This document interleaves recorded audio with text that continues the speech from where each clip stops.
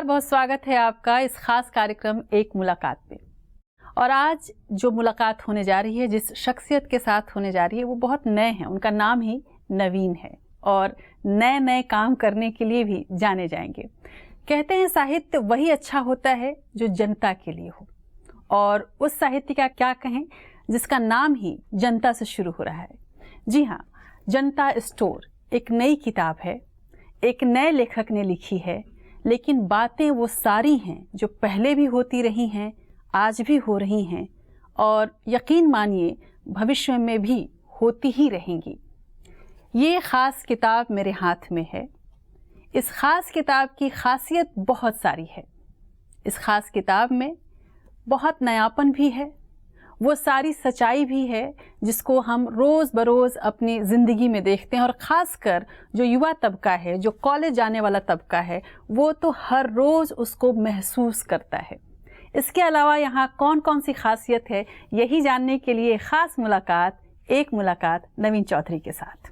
बहुत बहुत शुक्रिया नवीन जी आपका इस ख़ास शो में। और सबसे पहला मेरा जो सवाल है, जब आपकी किताब मेरे हाथ में आई तो इसका जो कवर था वो बड़ा ही रोचक है। एक बॉटल जिसको हम लोग आमतौर पर मानते हैं कि जिन निकलता है जी। इससे जनता निकल रही है, जनता की आवाज़ निकल रही है, जनता के अनुभव निकल रहे हैं। और वो जनता जो जिसको कहा जाए कि सबसे ज़्यादा ज़रूरी है, जो युवा है और सबसे ज़्यादा शायद उपेक्षित भी है।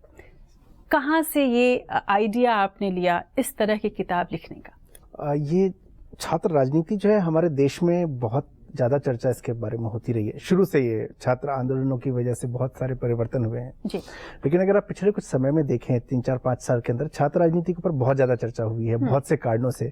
कभी पॉजिटिव रीजन रहे हैं, कभी ये नेगेटिव रहे हैं।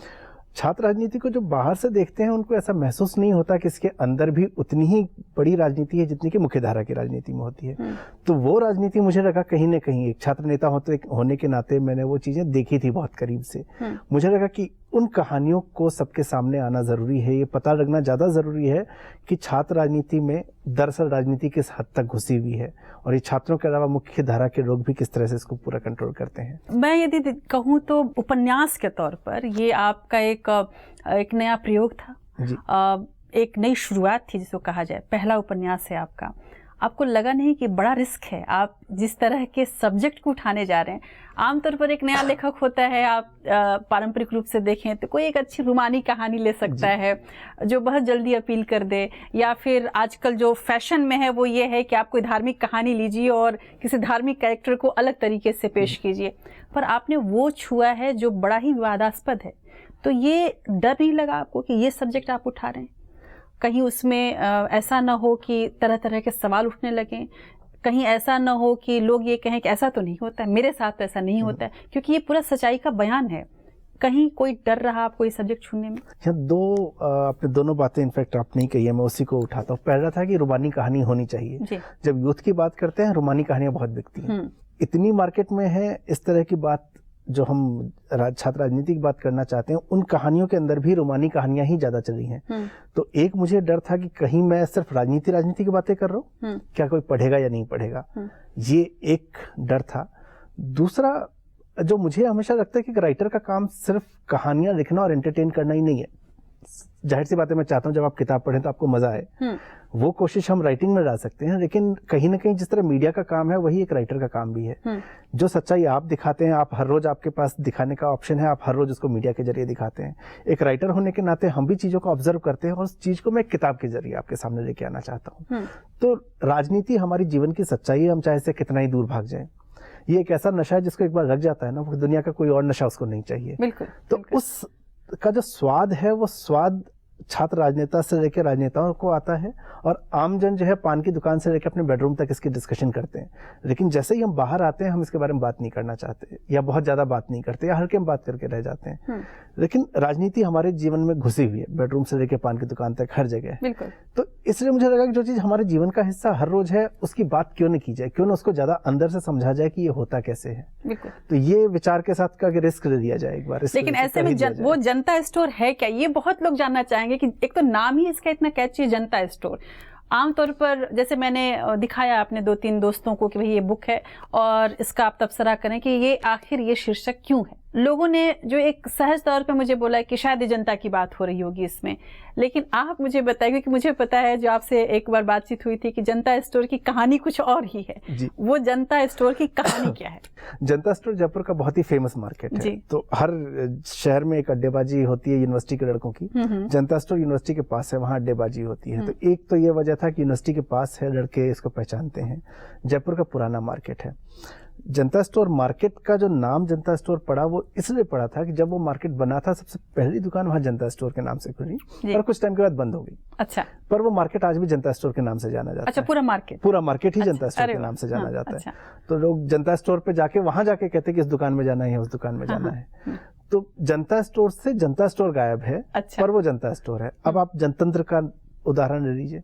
जनतंत्र में तंत्र पूरी तरह से है, लेकिन जन गायब है। सारे वोट जन के नाम पे मांगे जाते हैं, लेकिन बाद में वो तंत्र में रह जाते हैं। तो ये एक थॉट था कि इसको जो है सिर्फ हम जगह की बात नहीं कर रहे हैं, इसके पीछे दूसरा कारण था वो ये बताना कि कहीं ना कहीं जिसके बारे में बात हो रही है वही उसमें से गायब हो चुका होता है सिस्टम में से। जनता स्टोर का जो आईना है उसमें आप जनता को दिखा रहे हैं, जनतंत्र की सच्चाई को आप दिखाना चाह रहे हैं। जनतंत्र की जब सच्चाई की बात चलती है नवीन जी, तो हालांकि जब ये किताब मैंने पढ़ी जहाँ तक, उसमें एक फ्लो है, इसमें चीजें चल रही हैं, घटनाएं घट रही हैं, भाषा पे मैं अभी पूछूंगी आपसे।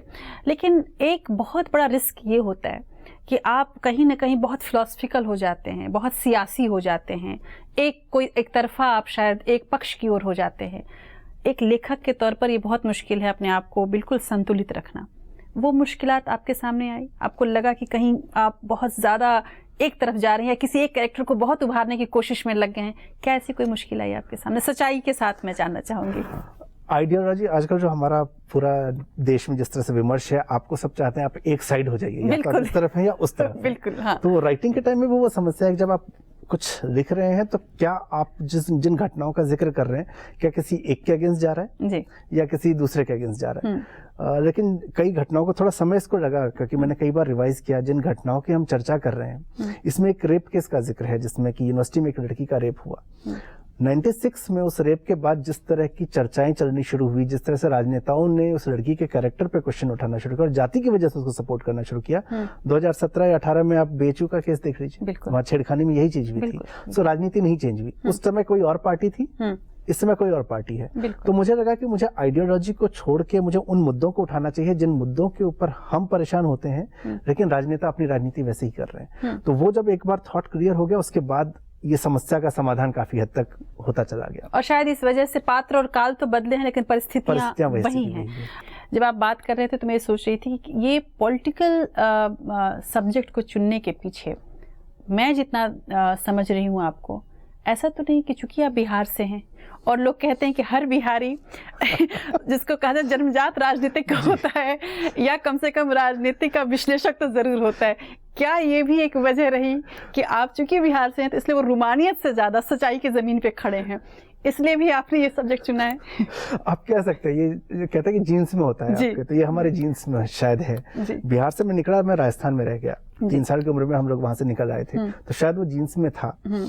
लेकिन एक स्टेट से होने, राजस्थान के लोग बहुत अच्छे हैं, लेकिन जहां मुद्दा आता है राजनीति का या जहां मुद्दा आता है किसी पोजीशन का, वहां पे आपकी कास्ट, आपका स्टेट, आपका जिला, ये सारी चीजें मायने रखना शुरू कर देती हैं। इस चीज का एहसास मुझे 21 साल की उम्र में आके होना शुरू हुआ। उससे पहले तक मैं केंद्रीय विद्यालय में था, वहां पे मुझे कभी एहसास, केंद्रीय विद्यालय में सारे सेंट्रल गवर्नमेंट में काम करने वालों के बच्चे आते हैं, तो वहाँ पे जाति और स्टेट वाला जो है बहुत ज्यादा असर नहीं करता था।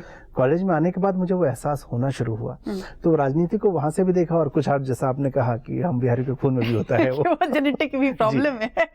अच्छी बात है ये। लेकिन जब बिहार की बात चल रही है तो वो एक आपके सफर के बारे में भी जरूर मैं जानना चाहूंगी कि यदि आपका कोई परिचय, जैसा आपने पोर्टफोलियो मिनिस्टर्स का दिया है, यदि आपका पोर्टफोलियो अपने दर्शकों के सामने मैं रखूं तो बहुत ही विरोधाभास है।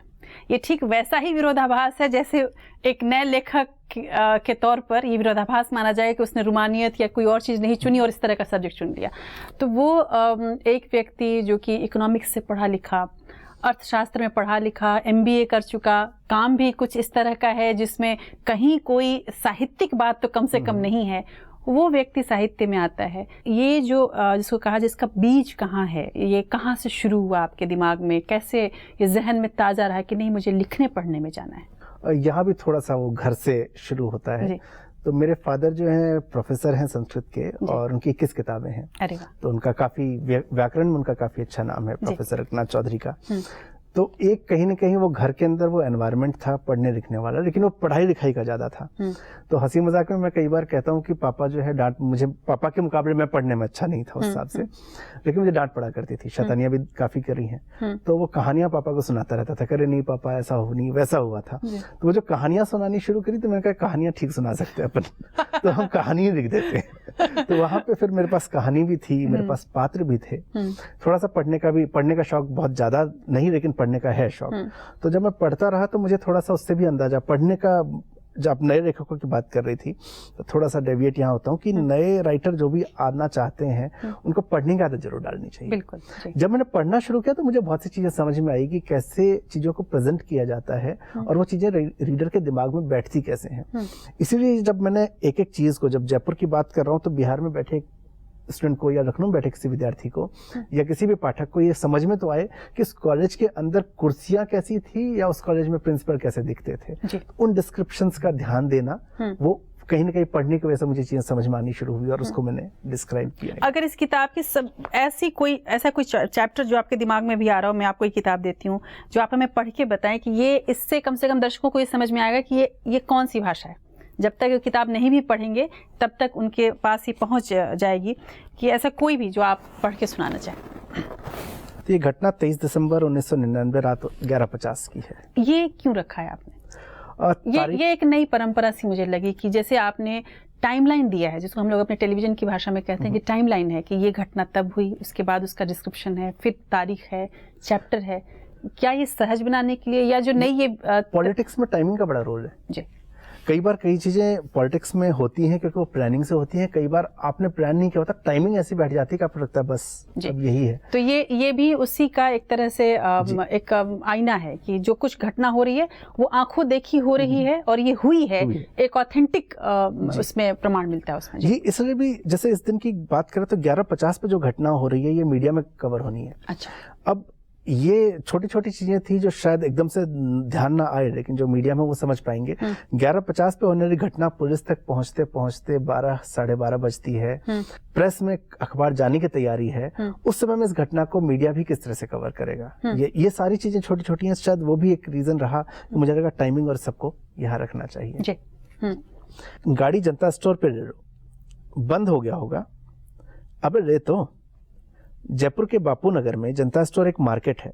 मार्केट छोटा है पर इतनी दुकानें हैं कि बापू नगर, गांधीनगर, यूनिवर्सिटी और विधायक निवास में रहने वाले लोग अपनी रोजमर्रा की जरूरत की चीजें खरीदने और कुछ हल्का फुल्का खाने के लिए आते रहते हैं। मजेदार बात यह है कि इस मार्केट में कोई जनता स्टोर नहीं है। हाँ, बहुत सालों पहले एक हुआ करती थी, लेकिन जिस तरह हमारे जनतंत्र से जन गायब होने पर भी उसे जनतंत्र कहा जाता है, वैसे ही जनता स्टोर बंद होने पर भी इस मार्केट को आज भी जनता स्टोर कहा जाता है। संजय ऑमलेट वाला अपनी दुकान का शटर गिराकर ताला मार ही रहा था कि सामने सफेद एम्बेसडर आके रुकी।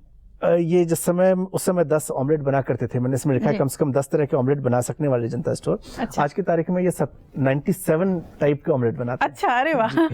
अच्छा। तो कम से कम 10 तरह के ऑमलेट बना सकने वाले जनता स्टोर स्थित संजय ऑमलेट पूरे जयपुर में इतना प्रसिद्ध है कि कहते हैं यहाँ पर जैन और ब्राह्मण भी बिना प्याज का ऑमलेट खा लेते हैं जी। ऑमलेट वाले ने कार को देखा और ताला मारते हुए एक हाथ ऊपर उठाकर कहा, बंद हो गया अब ये आप नॉर्मली किसी भी दुकानदार को देखें तो वो आप अगर नहीं पहचान रहा तो नॉर्मली भाव भंगिमा में बात होती है। तो ये कारण था कि कहीं ना कहीं वो भाषा को हमने वही रखने की कोशिश की है कि वो हाथ हिलाते हुए आपको कह रहा बंद हो चुका है। ड्राइवर सीट पर बैठे आदमी ने खिड़की का कांच खोला और कहा, अबे देख तो ले कौन है। ऑमलेट वाले ने ड्राइवर को पहचाना, फिर अंदर झांका। ड्राइवर के साथ बैठे आदमी को देखकर नमस्ते किया और बोला, अरे भाई साहब भी हैं क्या।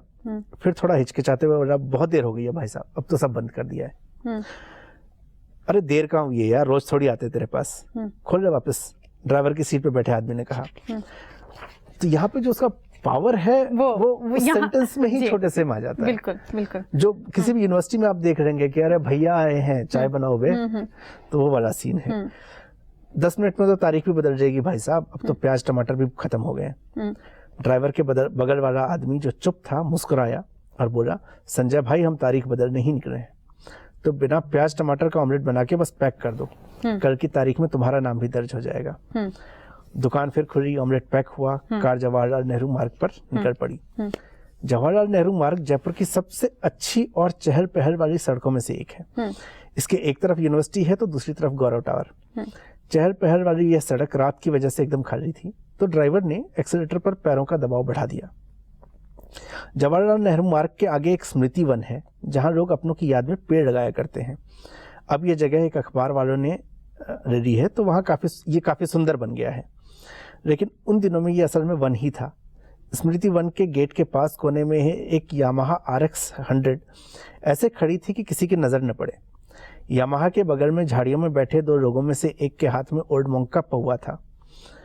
पैग लगाते हुए उस आदमी ने साथ वाले को कहा, अबे असलम, झाड़ियों में बैठे बैठे पिछवाड़ा दुख गया है, कब आएंगे हमारे लोग? तो आने ही वाले हैं। असलम ने जेब में वाइब्रेट करते मोबाइल फोन को उठा के कहा। मोबाइल फोन तब नई और काफी महंगी चीज थी, इनकमिंग कॉल के भी 16 रुपए लगा करते थे। लेकिन इस पूरे उपन्यास के अंदर कौन सा ऐसा कैरेक्टर है, क्योंकि लेखक के लिए बड़ा मुश्किल होता है। वैसे तो कहा जाता है कि आप लेखक हैं, आप इससे जुड़िए नहीं, आप इमोशनल मत हो जाइए, भावुक मत हो जाइए। अगर आप भावुक हो जाते हैं तो शायद कहानी जो है वो भटक सकती है, पात्र भटक सकते हैं। एक तो बहुत मुश्किल है कि किस तरह से वस्तुनिष्ठ हुआ जाए, ऑब्जेक्टिव रह के, और उसके बाद लिखा जाए। किसी न किसी पात्र से जुड़ाव हो ही जाता है। कौन सा ऐसा पात्र है जिसका आपने अपने साथ कनेक्शन पाया और आपको लगा कि ये तो मैं ही हूँ? मयूर काफी करीब था मेरे। जी, तो अब उस पात्र को, यदि वो मयूर करीब था, तो क्या मैं ये समझूं कि उसका, अब जो पात्र करीब होता है तो उसका अनजाने हम महिमा मंडन करने लगते हैं, उसको खराब नहीं करना चाहते, क्योंकि उसमें हम अपने आप को देखते हैं। आपके सामने भी ये चुनौती आई? मयूर को शुरू में महिमा मंडन हुआ था, जो पहला ड्राफ्ट था उसमें हुआ था।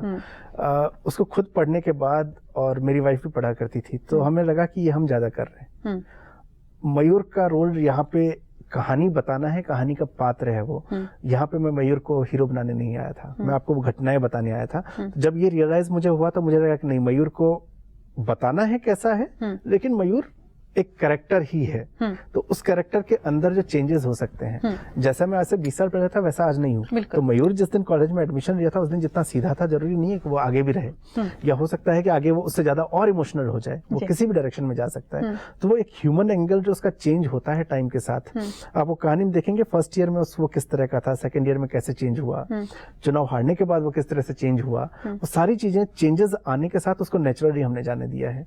जब मयूर मेरे करीब था तो मैं ये साथ में सोचता रहा कि अगर मैं उस जगह पे हूँ तो मैं क्या सोचता जी, मेरे को कैसा लगता, क्या मैं किसी का बुरा करना चाहता, और मैं ईमानदार रहा कि अगर मुझे किसी का बुरा करना है तो मैं बुरा करूंगा। इस सिचुएशन में कई बार गुस्सा आता है कि इसको मारते हैं पकड़ के, बिल्कुल बिल्कुल, तो है तो मैं उसको क्यों छिपाऊं कि वो कैरेक्टर मेरा तो भगवान राम की तरह बनाना है, ये तो ऐसा करेगा नहीं। वो कैरेक्टर है, आम इंसान है, उसको भी गुस्सा आया, उसको लगता है कि मुझे ऐसा करना चाहिए, तो उसने किया। हाँ, तो वो कैरेक्टर को हमने फिर उस तरह से जाने। लेकिन एक लेखक के तौर पर यदि मैं बात करूं तो किताब तो लिख गई, कॉन्सेप्ट भी आ गया, चलिए किताब भी हमने लिख लिया, छपने की बहुत मुश्किल है, खासकर हिंदी की यदि हम बात करें तो। कौन सा प्रकाशन हो, किस तरह से किताब छपे, किस तरह से दर्शकों तक और रीडर्स तक पहुंचे, ये एक बहुत बड़ा चैलेंज है। आपने क्या वो चैलेंज फेस किया? ये कॉन्सेप्ट आने से लेकर छपने तक की जो प्रक्रिया रही, क्या वो बहुत, चूंकि आप इस ट्रेड से थे, क्या आपके लिए सहज रही या उतनी ही मुश्किल है जैसे किसी आम आदमी के लिए होता है, आम लेखक के लिए होता किसी है? और आम लेखक के मुकाबले मुझे उतनी दिक्कत नहीं आई। नहीं आने की वजह ये थी कि मेरे को ये पता था मुझे पहुंचना किसके पास है, मुझे ये भी पता था कि प्रपोजल बनाना कैसे है। तो कई बार नए लेखकों के साथ जो सबसे बड़ी दिक्कत आती है कि हमें कहानी किस तरह से, क्योंकि एडिटर के पास हर रोज 200 लेखक आ जाते हैं कि हमने कहानी लिखी है।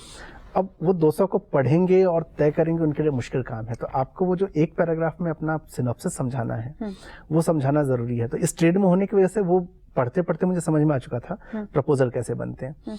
दूसरा जो समझना जरूरी है कि किसके साथ छपवाया जाए जो कि आपकी कहानी को जस्टिस करे। सारे पब्लिशर अच्छे हैं, लेकिन सबकी एक खासियत है, जैसे मैं जहाँ काम करता हूँ एकेडमिक ही छपेगा, तो वहां पे आप कुछ और लेकर आइएगा, वो नहीं बेच पाएंगे। कोई है जो पोएट्री में स्पेशलिस्ट हैं, तो उनके यहाँ पोएट्री लेके जाइए। मेरी जिस तरह की कहानी है जिसमें कि एक बैलेंस है दोनों तरफ का। थोड़ा सा हम घटनाओं की भी बात कर रहे हैं, रेलेवेंट उसकी बात कर रहे हैं, तो मुझे पब्लिशर ऐसा चाहिए था जो साहित्यिक भी देखते हो, साथ साथ नई भाषा को भी पकड़ के रखते हो। तो सिर्फ वो नहीं जो सिर्फ नई भाषा पे काम कर रहे हैं या वो जो पूरी तरह साहित्यिक पे कर रहे हैं, दोनों ही मेरे साथ जस्टिस नहीं कर सकते थे। तो प्रकाशक चुनते टाइम ऐसे करके मेरी शॉर्ट लिस्टिंग 2-3 प्रकाशकों पे हुई। फिर परिचय, ये मेरे लिए थोड़ा आसान था कि मैं जानता था किसको पकड़ना है, तो वो समय जो लगता है वो समय थोड़ा सा कम लगा, मिल गया। लेकिन ऐसा नहीं है कि क्योंकि मैं स्ट्रेट में हूँ तो इसलिए उनको मेरी किताब छापनी है। वो उन्होंने अपना जो उनका प्रोसेस है, इवैल्यूएशन प्रोसेस भी किया, उन्होंने वो रिव्यू भी करवाए हैं। करवाने के बाद जब उनको फीडबैक मिला तो 1.5 महीने बाद कहा कि हाँ भैया छपेगा। बिल्कुल। और ये कहानी आपने छोटी सी लिखी भी है, मैं ज़रूर, और ये जो आपने कुछ बताया है ये सब कुछ नए लेखकों के लिए एक टिप्स है।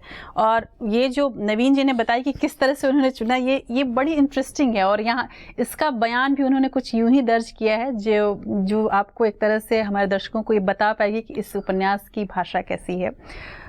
शायद हर कहानी के पीछे 2 कहानियाँ होती हैं, एक जो लिखते समय की होती है और दूसरी जो लिखने से छपने के बीच की होती है। लिखने और छपने के बीच की कहानी नवीन जी ने बताई है। अब आप जब जनता स्टोर पढ़ने जा रहे हैं तो दोनों कहानियां बताना चाहता हूं, पर जैसे मूल कहानी आगे से पीछे की तरफ गई है वैसे यहाँ भी दूसरी कहानी पहले कहता हूँ। मैन्युस्क्रिप्ट खत्म होने को थी तो एक अच्छे प्रकाशक की तलाश शुरू हुई और मेरे एक मित्र ने अलिंद महेश्वरी से परिचय करवाया। अलिंद ने बड़े धैर्य से मुझे सुना और कहा कि उन्हें ये कहानी अच्छी लग रही, लेकिन अंतिम निर्णय निरुपम जी करेंगे। निरुपम जी से एक रोज जयपुर लिटरेचर फेस्टिवल में मुलाकात हुई तो उम्मीद के विपरीत वे बड़े हंसमुख और सहज व्यक्ति लगे। अब ये सारी जो बातें आपने लिखी है ये यहीं से उपन्यास की जो साफगोई है ये साबित करती है। लेकिन ये यहाँ से एक और सवाल ज़रूर दिमाग में उठता है कि यदि हिंदी साहित्य की आज की तारीख में हम बात करें, बहुत चुनौती है। आप अंग्रेजी में भी बहुत अच्छा लिख सकते थे, शायद यही सब कुछ आप अंग्रेजी में भी बहुत लिख सकते थे, फिर भी आपने हिंदी क्यों चुना? भाषा करीब है हमारे जी। सबसे पहला तो हमारे करीब ये भाषा है, दूसरा अभी भी बहुत बड़ी जनसंख्या, हालांकि कमर्शियली आप देखें तो कमर्शियली अंग्रेजी हमेशा ज्यादा वायबल बिल्कुल आज की तारीख में तो है, लेकिन मुझे ज्यादा लोगों तक पहुंचना है। मैं ज्यादा से ज्यादा लोगों को ये कहानी बताना चाहता हूँ। वो अंग्रेजी जो है कहीं ना कहीं मुझे वो लिमिटेशन दे देती है कि एक संभ्रांत जो तबका है वो उसको पढ़ के छोड़ देता है। मैं चाहता हूँ कि जो गोरखपुर में रहने वाला या सीकर नागौर में रहने वाला जो विद्यार्थी है वो भी इसको पढ़े, या वहाँ विद्यार्थी ही नहीं कोई भी किसी भी एज ग्रुप के। और वो हुआ।